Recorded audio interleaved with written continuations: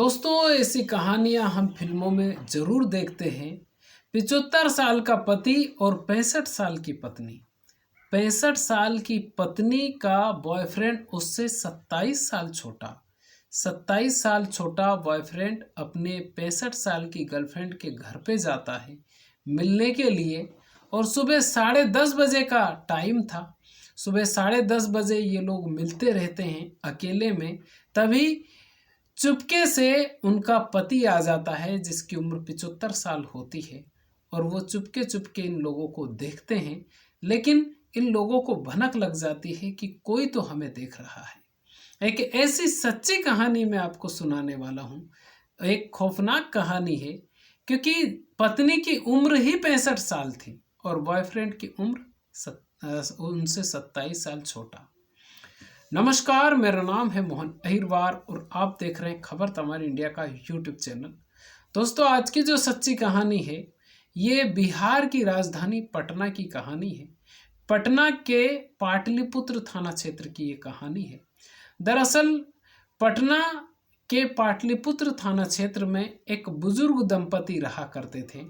उनके 3 बेटे जो कि बिहार से बाहर रहते थे, और ये दोनों पति पत्नी अकेले घर पर रहते थे। लेकिन 15 अक्टूबर 2024 को इन दोनों का शव अपने ही घर में मिलता है और दोनों पति पत्नी का कत्ल हुआ। धारदार हथियारों से किसी ने उनका कत्ल कर दिया। अब पड़ोसी पुलिस तक सूचना देते हैं। पुलिस आती है, शव को बरामद करती है, लेकिन सबसे पूछताछ करने के बाद पुलिस को सुराग नहीं मिल पाता है कि आखिर इन दोनों दंपति का कत्ल किसने कर दिया। जब पुलिस सीसीटीवी फुटेज खंगालती है तो सीसीटीवी फुटेज में एक व्यक्ति जिसके ऊपर संदिग्ध लग रहा था, और उसकी जो शर्ट और उसका जो बाइक का नंबर होता है वो पुलिस सर्च करती है और उस व्यक्ति तक पहुंचती है जिसका नाम निकल के आता है अमित कुमार। अमित कुमार उर्फ टिंकू। अमित कुमार जो कि नालंदा का रहने वाला था, लेकिन पाटलिपुत्र में ही उसने घर बना लिया था और वो भी अपने परिवार के साथ रह रहा था। अमित कुमार से पुलिस जब पूछताछ करती है तो अमित कुमार एक ऐसी कहानी बताता है जिसमें पुलिस के भी होश ठंडे हो जाते हैं। अमित कुमार कहता है कि उनकी जो पत्नी होती है, जिनका नाम होता है सुजाता देवी, और सुजाता देवी उसकी गर्लफ्रेंड थी। उनकी पत्नी की उम्र 65 साल थी, इसकी उम्र 34 साल थी। दोनों गर्लफ्रेंड बॉयफ्रेंड थे। जब पुलिस आगे पूछताछ करती है तो अमित और भी खौफनाक कहानी बताता है। वो कहता है कि उनकी जो पत्नी सुजाता देवी जो कि उसकी गर्लफ्रेंड थी, उसकी मुलाकात पाटलिपुत्र में ही हुई। उसके बाद में दोनों के प्रेम संबंध हुए। प्रेम संबंध होने के बाद में सुजाता देवी उनकी गर्लफ्रेंड बन गई और इन दोनों के अवैध संबंध बन गए। अब उसके बाद में सुजाता देवी जब मन करता तब अमित को उसके घर पे ही बुलाया करती थी। इसके एवज में वो पैसे भी दिया करती थी। जब पैसे दिया करती थी तो अमित जब भी बुलाती थी सुजाता देवी तुरंत पहुंच जाता था। 15 अक्टूबर 2024 को सुबह 7:30 बजे सुजाता देवी कॉल करती है कि आज मिलने के लिए तुम्हें आना है। अमित अपनी बाइक लेकर जाता है और बाइक को नीचे खड़ी करता है। उसके बाद में अपनी गर्लफ्रेंड को फ़ोन करता है और कहता है कि वो नीचे आ चुका है। उसके बाद में उसकी गर्लफ्रेंड नीचे आती है, दरवाज़ा खोलती है और उसके बाद में दोनों अंदर चले जाते हैं। वक्त हो रहा था सुबह 10:30 बज रहे थे। 15 अक्टूबर 2024 के दिन की ये बात है। 10:30 बजे के करीब अंदर से ये दरवाज़ा लगाती नहीं है और ऐसे ही अटका देती है।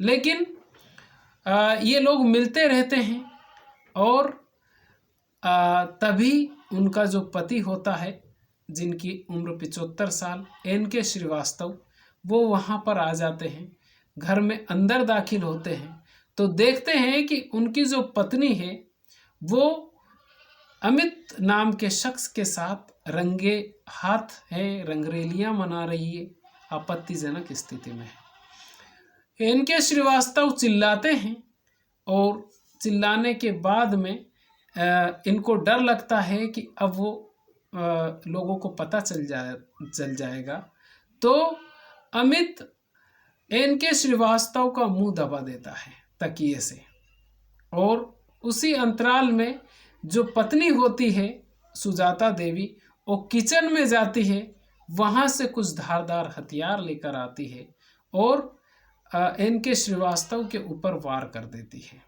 NK श्रीवास्तव कुछ देर के बाद ही उनकी मृत्यु हो जाती है। अब सुजाता देवी और अमित नाम का जो व्यक्ति होता है वो सोचते हैं कि अब क्या करना चाहिए। तभी सुजाता देवी अंदर किचन में जाती है, जो भी धारदार हथियार होता है उसको धोती है, क्योंकि उसमें स्वाभाविक सी बात है कि उन्होंने कत्ल किया था तो उसमें कुछ छींटे लगे हुए थे, उसको धोने के लिए किचन में जाती है। अमित उस शव के पास में बैठा था, इसके दिमाग में आता है क्योंकि ये अब अकेला हो चुका था और उसकी जो गर्लफ्रेंड है वो किचन में थी और उसका जो शव था उसके पति का वो बेड पर पड़ा हुआ था। ये सोचता है कि अब वो फंस जाएगा और उसकी पत्नी को पता चल ही गया है, तो क्यों ना कोई प्लान बनाया जाए। सुजाता देवी किचन में थी, अमित प्लान बनाता है और सीधा जाता है किचन में, पीछे से सुजाता देवी के ऊपर ये वार करता है और ये भी किसी धारदार हथियार से वार करता है और उसके बाद में सुजाता देवी का ये किचन में कत्ल कर देता है। किचन में कत्ल करने के बाद में अमित जो कि सुजाता देवी के गले में एक हार था और अंगूठी थी और चांदी की कुछ कटोरी थी जो कि उनके हाथों में, या कंगन थे, ये सारी चीज़ें वो निकाल लेता है, जो भी इसको दिखाई देता है सब कुछ निकाल लेता है और मोबाइल भी ये निकाल लेता है और वहाँ से रफू चक्कर हो जाता है, बाहर से दरवाज़ा लगा देता है अमित।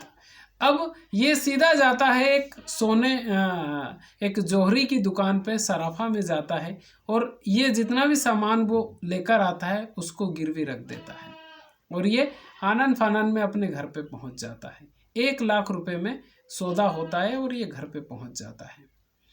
अब इसको डर था कि कहीं वो पकड़ा ना जाए, लेकिन जब पुलिस CCTV फुटेज खंगालती है तो इसकी शर्ट पहचान में आ जाती है, इसकी जो गाड़ी है उसका नंबर से वो पहचान लेते हैं और ये कहता है, अमित पुलिस को बताता है कि वो पूरी तरह से डर गया था क्योंकि जब पति का कत्ल किया तब तो दोनों साथ में थे, लेकिन बाद में उसने सोचा कि अब पत्नी बची हुई है, पत्नी से पूछताछ होगी, जाहिर सी बात है पत्नी हो सकता है मुंह खोल दे तो ये भी फंस जाएगा, इसलिए उसने उसकी गर्लफ्रेंड जिसकी उम्र 65 साल होती है उसका भी ये कत्ल कर देता है। अब ये कहानी अमित सुनाता है। अब अमित के बारे में बताया ये भी जाता है कि उसके बेटों यानी सुजाता देवी के बेटों को भी पता था, तीनों में से किसी को पता था और वो कहते थे कि इस व्यक्ति को घर पे मत बुलाया करो, लेकिन सुजाता देवी मानती नहीं थी क्योंकि वो उससे प्रेम करने लग गई थी। अब इस कहानी को सुनने के बाद में आपके दिमाग में क्या ख्याल आ रहा है? ये पूरी तरह से, क्योंकि 65 साल की उम्र होने के बाद में कोई बॉयफ्रेंड बना सकता है क्या? क्योंकि ऐसी कहानियां फिल्मों में ही होती है, लेकिन ये रियल लाइफ की कहानी, ये प्रॉपर कलयुगी कहानी आप बोल सकते हैं।